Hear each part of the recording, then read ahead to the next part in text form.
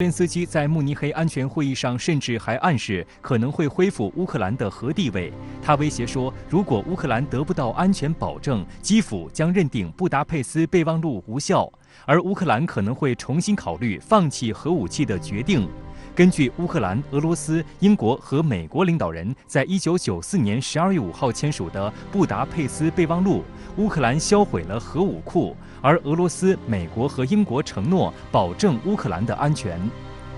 分析指出，泽连斯基喊出要重新拥核，多半是气话，因为乌克兰早已经销毁核武器，想要再次发展核武器存在技术和资金的问题，而且联合国安理会也不会赞同。而泽连斯基是想借此获得更多西方的支持。那么他始终是提出，西方既然提出俄罗斯有可能要入侵，为什么没有提供更多的支持与帮助，而是提供一些所谓的军备和军事人员训练，甚至是一些资金的资助，但并没有给乌克兰提供最根本、最实际的支持。而早在泽连斯基前往慕尼黑之前，外界就不看好他的这趟求援之行，因为拜登说过，在目前的紧张形势之下，泽连斯基离开乌克兰前往慕尼黑不是明智之举。乌克兰无疑是非常之想加入北约的，但是实际上，就是无论是乌克兰自己也好，还是北约也好，都对他现阶段不能加入北约是非常之清晰的。但是实际上，乌克兰也希望，北约也好，美国也好，就是说你不让我加入，那么至少你给我一些明确的支持，而不是现在这个比较混淆的情况。事实上，为了获得美西方的支持，泽连斯基2月16号还曾签署一项法令，批准国家安全保证战略，再一次明确将俄罗斯列为安全威胁，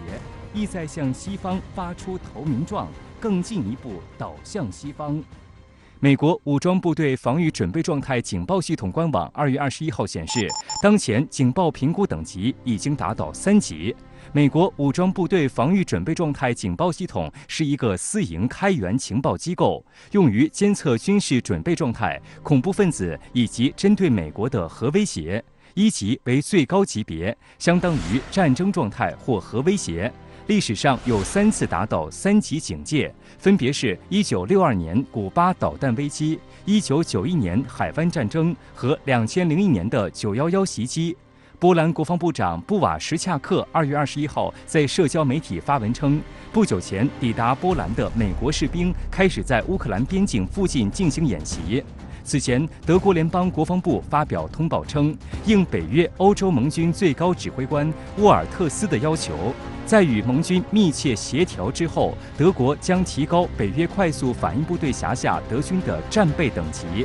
通报称，该升级不涉及增兵或军事调动，仅是作为预备措施，加快北约快速反应部队的反应时间，而增兵或军事调动等则需要北约委员会的批准。